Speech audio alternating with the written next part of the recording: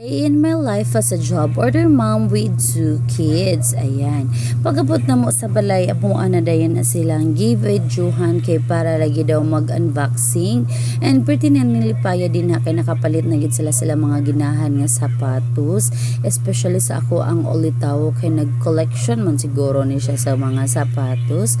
O karon pretty na niyang happy ha din ha anang mga tungurog wa siya kaho abdig ugma iya dayon ang gisukod kay gusto na niyang i-try og suot.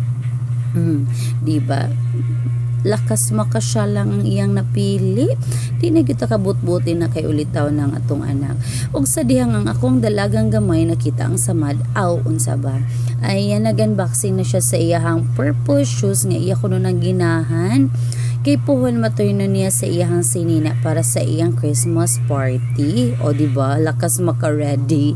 O ayan. Pwede na niya lipaya din ha. Kay first time niya naka-branded og shoes. O diba? Lakas makasya lang sa mata.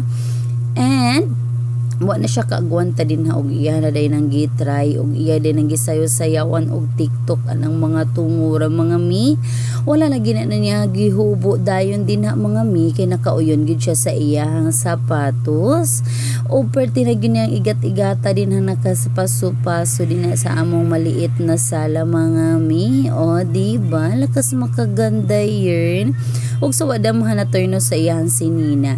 And for today's video nasad ko no kay siya nasad nag-unboxing sa iyang napalit nga sapatos para daw everyday use niya para sa iyang trabahuan.